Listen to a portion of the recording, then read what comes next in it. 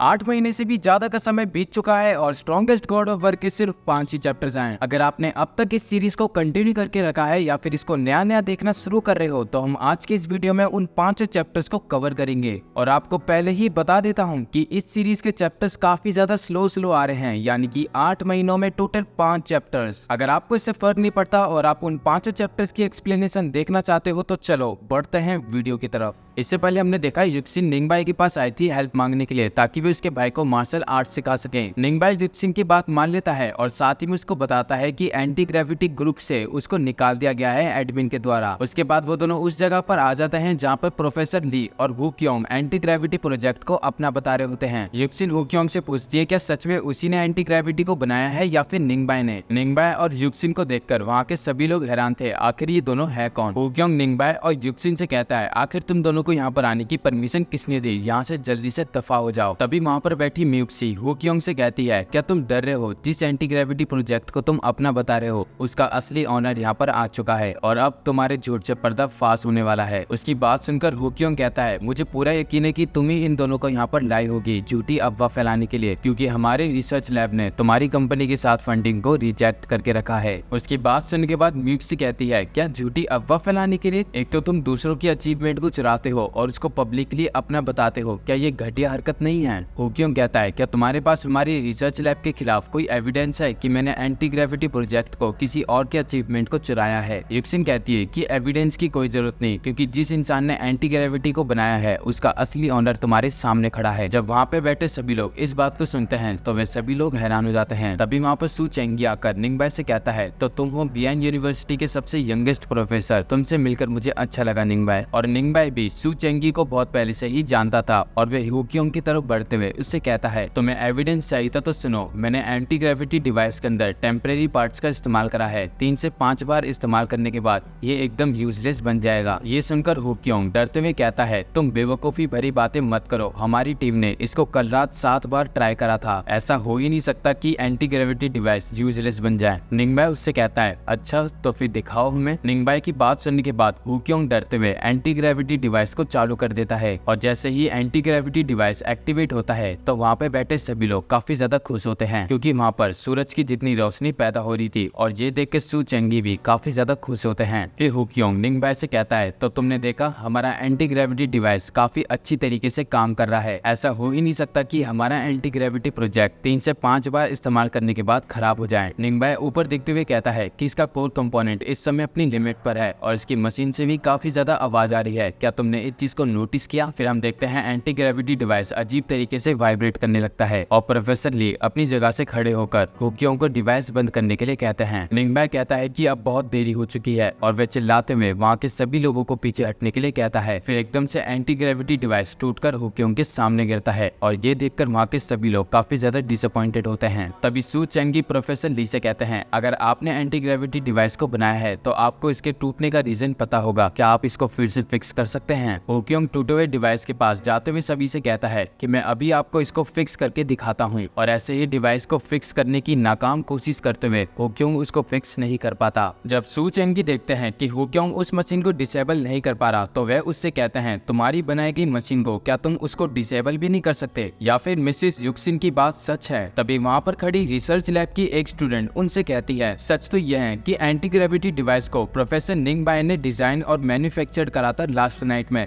हम अब तक उनकी मैन्युफैक्चर को कॉपी नहीं कर पाए। जब ये बात वहाँ के सभी लोगों को पता चलता है तो उन लोगों में से एक डोंगफेंग ऑर्गेनाइजेशन के रिप्रेजेंटेटिव गोंगफेंग उनसे कहते हैं तुम जैसे लोगों की वजह से ही रिसर्च लैब कम्युनिटी का नाम बदनाम हो रखा है, तुम लोग आखिर दूसरों की अचीवमेंट को अपना बोलकर कैसे चुरा सकते हो? उसके बाद वहाँ के सभी लोग उन साइंटिस्ट के ऊपर टूट पड़ते हैं। जब निंगबाई वहाँ से जा रहा था तो गोंगफेंग निंगबाई को जाते हुए देख लेता है और उसके पास जाकर उससे कहता है मिस्टर निंग एक सेकंड के लिए रुकिए जरा, मैं आपसे कुछ बात करना चाहता हूँ। हमारा डोंगफेंग ऑर्गेनाइजेशन आप जैसे ही काबिल प्रोफेसर को खोज रहा है। हमारी ऑर्गेनाइजेशन आपकी एंटी ग्रेविटी डिवाइस के ऊपर कुछ फंडिंग प्रोवाइड करना चाहती है, जैसे कि अच्छे इक्विपमेंट्स और टॉप लेवल के प्रोफेसर जो कि आपके एंटी ग्रेविटी डिवाइस के ऊपर रिसर्च में मदद करेंगे। गोंगफेंग की इस बात को सामने से आता हुआ सू चेंगी भी सुन लेता है और वह निंगबाई से कहता है मिस्टर निंगबाई अगर आपको मेरी बात बुरी लगे तो इसके लिए मुझे माफ करना, लेकिन हमारी सैंकी मैन्युफैक्चरिंग कंपनी को आप अच्छे से जानते ही होंगे। हमारे पास एक अच्छा डिपार्टमेंट होने के साथ साथ 30 30 मेंबर्स है जो कि आपके असिस्टेंट के रूप में काम करेंगे। उन दोनों की ही बात सुनने के बाद निंगबाई म्यूक्सी को बुलाता है और म्यूक्सी आते ही मिस्टर सू और प्रोफेसर गोंग से कहती है हमारे मास्टर निंगबाई को किसी भी कंपनी या डिपार्टमेंट की फंडिंग की जरूरत नहीं है, और वे निंगबाई को बताती है कि 2.9 ट्रिलियन यॉन लिक्विड हमारे कंट्रोल में है। निंगबाई कहता है चलो ठीक है, इसका मतलब यही है कि मुझे पैसों की कोई भी जरूरत नहीं है ना। और जब ये बात मिस्टर सू और प्रोफेसर गोंग सुनते हैं तो वे दोनों ही काफी ज्यादा डिसअपॉइंटेड होते हैं, लेकिन तब भी मिस्टर सू हिम्मत नहीं हारते और वे निंगबाई से कहते हैं मिस्टर निंगबाई, मुझे लगता है कि आपको पैसे की कमी नहीं है, लेकिन हमारी सैंकी मैन्युफैक्चरिंग कंपनी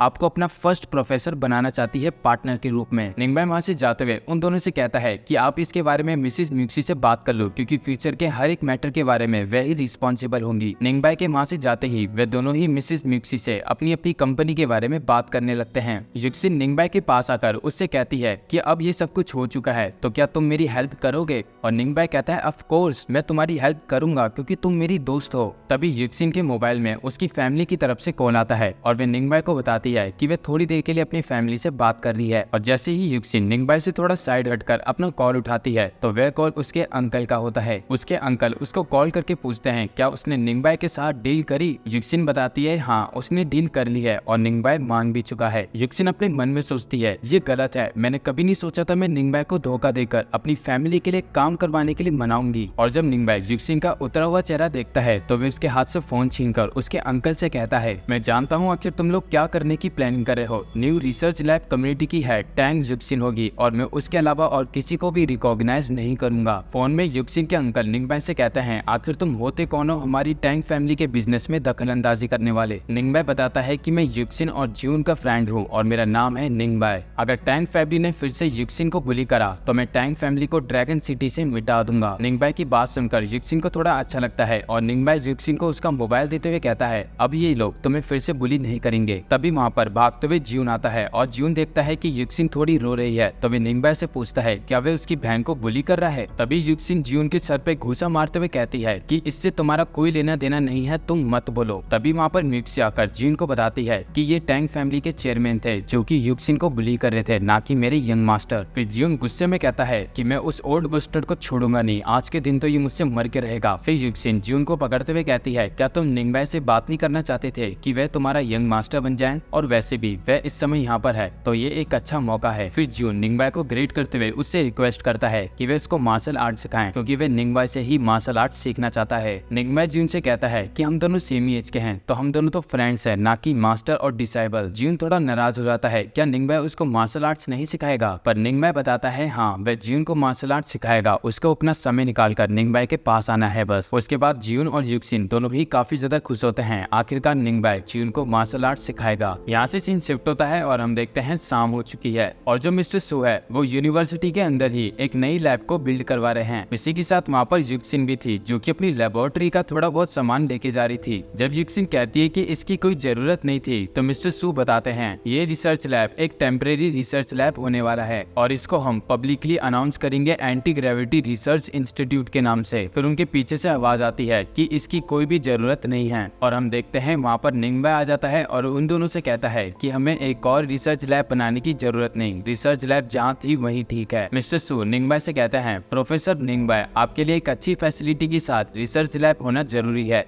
ताकि आप अच्छे से रिसर्च कर सकें। इसके अलावा हमारे नेशन को भी अच्छा नहीं लगेगा इतने बड़े प्रोफेसर को अच्छे से फैसिलिटीज नहीं मिले तो। तभी कोई उनके पीछे से आते हुए कहता है कि आपको इसकी चिंता करने की जरूरत नहीं है, मैं अच्छी फैसिलिटीज के साथ टैलेंटेड रिसर्चर्स को भी हायर करूंगा ताकि इससे आपका काम आसान हो जाए। और हम देखते हैं उस शख्स के साथ आए होते हैं यूनिवर्सिटी के प्रिंसिपल। उस शख्स को देखकर मिस्टर सू सोचते हैं ये तो मिनिस्ट्री ऑफ द वॉर से हैं और इसकी रैंक तो लोअर नहीं लगती। तभी यूनिवर्सिटी के प्रिंसिपल निंगबाई को उनसे इंट्रोड्यूस कराते हैं। इनका नाम है मिस्टर पाइगैंग जो कि एरोनॉटिकल इंजीनियरिंग यूनिवर्सिटी के एक रिसर्च इंस्टीट्यूट है। जब पाइगैंग निंगबाई को एक यंग प्रोफेसर कहते हुए उससे हाथ मिलाते हैं तो निंगबाई उनसे हाथ नहीं मिलाता। इससे पाइगैंग नाराज नहीं होते, उल्टा वे निंगबाई को बताते हैं मिस्टर निंगबाई हमने आपकी एंटी ग्रेविटी डिवाइस के ऊपर रिसर्च के लिए टॉप साइंटिस्ट को हायर किया है जो कि 89 है और आप उन सबको एक लीडर की तरह कमांड करोगे। इसके अलावा जितना भी इस प्रोजेक्ट पर खर्चा होगा वो सब कुछ नेशन उठाएगी। अगर हमारा प्रोजेक्ट सक्सेस गया तो हमें नेशन एक बोनस भी देगी। और अभी के लिए आप ये गोल्डन कार्ड ले लीजिए जिसके अंदर 10 बिलियन यॉन है। हमारे नेशन के डेवलपमेंट के लिए ये आपके लिए एक छोटा सा बोनस है। लेकिन निंगबाई उस कार्ड को लेने से मना कर देता है और मिस्टर गोंग को बताता है जो लोग मुझे पैसे ऑफर करते हैं तो मैं उनके लिए काम कभी भी नहीं करता, क्योंकि मेरे लिए पैसा इम्पोर्टेंट नहीं है। देखो गाइस, ये एक मांगा है, इसको अपनी रियल लाइफ में मत उतारना, क्योंकि रियल लाइफ के अंदर पैसा ही इम्पोर्टेंट होता है। मिस्टर गैंग निंगबाई से कहते हैं अब मुझे पता है कि निंग फैमिली को पैसे की जरूरत नहीं है, लेकिन ये पैसे आपको एक अवार्ड के रूप में दिए जा रहे थे क्योंकि आप यूनिवर्सिटी के प्रोफेसर बन चुके हो। निंगबाई मिस्टर गोंग से कहता है कि आपको पता भी है आप अपने एक सुपीरियर से बात कर रहे हो। मैं वही निंगबाई हूँ जो कि 7 साल की उम्र में बियांग मिलिट्री अकेडमी में आया था। जब मैं बड़ा हुआ तो मेरी प्रोटेक्शन के लिए आयरन विल्ड मैन खड़े हुए। 13 साल की उम्र तक मैंने जो काम किए हैं वो बहुत बड़े हैं। आज मैं जहाँ खड़ा हूँ सिर्फ अपने देश के लिए खड़ा हूँ, ताकि मैं एंटी ग्रेविटी प्रोजेक्ट को बनाकर अपने देश का नाम रोशन करूँ। मिस्टर गोंग से ये कहने के बाद निंगबाई वहाँ से जाने लगता है और यूनिवर्सिटी के प्रिंसिपल गोंग को समझाते हैं। निंगबाई थोड़ा सा ऐसा ही है, उसका बिहेवियर ऐसा ही है, आप ध्यान मत दीजिएगा। अब अगले सीन में हम देखते हैं रात हो चुकी है और यूनिवर्सिटी की छत पर आकर मिस्टर गोंग किसी को कॉल करते हैं। हेलो मिस्टर जाओ, मैटर सेटल हो चुका है, लेकिन उसने पैसे लेने से मना कर दिया। लेकिन जिस तरीके से वो मुझसे बात कर रहा था ऐसा लग रहा था कि वो हमारे साथ काम कर सकता है एंटी ग्रेविटी प्रोजेक्ट पर। कॉल में जाओ उससे कहता है कि किसी भी तरीके से उसके बारे में इंफॉर्मेशन इकट्ठा करो और जितना हो सके उसको अपने अंडर में लाने की कोशिश करो। मिस्टर गैंग जाओ से कहते हैं मुझे कुछ इन्फॉर्मेशन तो दो निंगबाई के बारे में, तभी तो मैं कुछ काम कर पाऊंगा। जाओ उसको बताता है कि हमारे पास कोई इन्फॉर्मेशन नहीं है निंगबाई की। ये सुनकर गैंग कहते हैं क्या कहा, कोई इन्फॉर्मेशन नहीं है? बिना इन्फॉर्मेशन के मैं अपना काम कैसे करूंगा? जाओ मिस्टर गैंग को बताते हैं कि जो हमारा इंटरनल सिस्टम है उसके अंदर निंगबाई की फाइल टॉप सीक्रेट फाइल है जिसका लेवल है 35। ये पता चलने के बाद फोन कट हो जाता है और मिस्टर गैंग सोचते हैं आखिर निंगबाई का बैकग्राउंड क्या होगा। अब यहाँ से अगला सीन हम सुबह का देखते हैं जहाँ पे लैब के अंदर प्रोजेक्ट को लेकर तैयारी चल रही है। तभी किसी का फोन रिंग करता है और जुक्सिन उसको डांटती है जिसका भी फोन रिंग करा है। क्या तुम बेवकूफ हो, तुम्हें नहीं पता लेबोरेटरी के अंदर फोन अलाउ नहीं है? और हम देखते हैं वो होता है निंगबाई जिसका फोन रिंग करा था। और फिर जुक्सिन निंगबाई से माफी मांगती है क्योंकि निंगबाई एक सुपीरियर है और प्रोफेसर भी, तो वह उससे ऐसा नहीं बोल सकती। युआनसान निंगबाई को बताता है कि किसी शख्स को हमने डिटेक्ट किया है जो कि आपकी फाइल को कलेक्ट कर रहा है और जो भी ये काम कर रहा है हमें उसका नाम पता चला है जो कि है जाओ जिंगजी। निंगबाई मिस्टर गैंग की तरफ देखते हुए कहता है मुझे पता चल गया है कि आखिर ये किसके काम है, तो इस बात को ज्यादा फैलाना मत। फिर निंगबाई मिस्टर गैंग के पास सीधे आते हुए कहता है मेरे 7 साल तक की सारी पर्सनल इन्फॉर्मेशन को आप इकट्ठा कर रहे हो। और जब मिस्टर गैंग को पता चलता है कि निंगबाई को पता चल गया है कि वो आखिर क्या कर रहा है, तो वे निंगबाई से माफी मांगते हुए कहता है मिस्टर निंग मुझे माफ करना, लेकिन ये काम मैंने इसलिए किया क्योंकि जिसके साथ हम काम कर रहे हैं हमें उसके बैकग्राउंड के बारे में जानना था। निंगबाई मिस्टर गोंग से कहता है अगर आपको यही जानना है कि मैं फ्यूचर में क्या करूंगा तो आप मुझसे सीधा आके भी तो पूछ सकते हो। आप बेवजह ही अपने फ्रेंड जाओ जिंगजी को ये सारी इन्फॉर्मेशन इकट्ठा करने के लिए क्यों बोल रहे हो? गैंग थोड़ा शर्मिंदा होकर निंगबाई से माफी मांगने के बाद सोचता है मुझे नहीं लगता ये इंसान घमंडी होगा, क्योंकि जो हरकत मैंने अभी करी तो इसके बाद तो कोई भी मेरे साथ काम नहीं करना चाहेगा।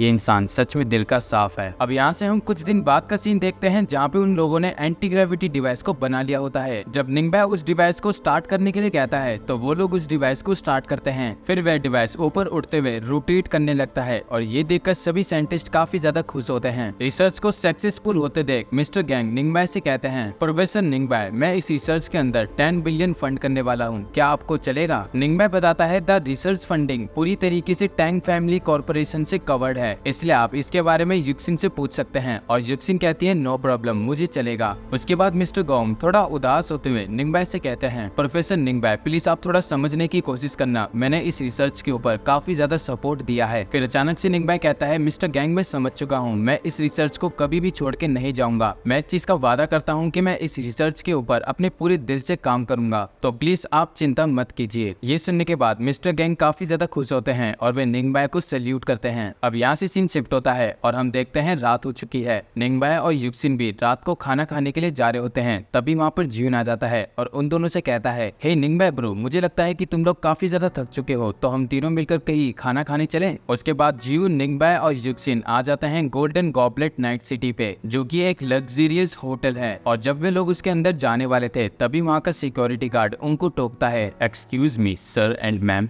क्या मैं आपसे आपका वीआईपी कार्ड ले सकता हूँ। जब जिन वीआईपी कार्ड के बारे में सुनता है तो वे इसको बताता है कि हमारे पास वीआईपी कार्ड नहीं है। ये सुनने के बाद वे सिक्योरिटी गार्ड बताता है बिना वीआईपी कार्ड के वे लोग सामने वाले दरवाजे से नहीं आ सकते, इसकी बजाय वे पीछे वाले दरवाजे से जा सकते हैं। ये सुनकर जीन को गुस्सा आ जाता है, बिना वीआईपी कार्ड के तुम आखिर हमें अंदर आने क्यों नहीं दे सकते। जब वे लोग ऐसे ही बहस कर रहे होते हैं तभी कोई शख्स वहाँ पे आकर एक बटलर को अपनी कार को पार्क करने के लिए कहता है और उस शख्स को देखने से ही लग रहा था कि वो काफी ज्यादा अमीर है और वे कार्ड उस शख्स को अंदर जाने देता है। ये सब देखने के बाद युक्सिन जीन को शांत होने के लिए बोलकर कई और जगह पर डिनर करने के लिए कहती है और जब उस शख्स की नजर युक्सिन की तरफ पड़ती है तो वे उन सभी से कहता है, देखने से लगता है तुम लोग स्टूडेंट्स हो और इस तरीके की जगह तुम्हारे लिए डिनर करने के लिए अफोर्डेबल नहीं होगी, है ना? लेकिन तुम लोग मुझे कुछ अच्छी सर्विस दो तो मैं तुम्हारे लिए यहाँ पर डिनर करने का जुगाड़ कर सकता हूँ। और जैसे ही वे आदमी युक्सिन को हाथ लगाता है तो जीन उसके मुंह पर लात मारकर उसको जमीन पर गिरा देता है और अपनी इस तरीके की बेइज्जती देख वे शख्स अपनी जेब से पैसे निकालकर उनके मुंह पे फेंकते हुए कहता है, लो ये सारे पैसे उठाओ और रोड साइड स्टॉल पर जाके खाना खाओ, तुम्हारी यही औकात है। उसकी ये बकवास सुनने के बाद जीन को काफी ज्यादा गुस्सा आ चुका था, लेकिन हैरानी की बात तो ये है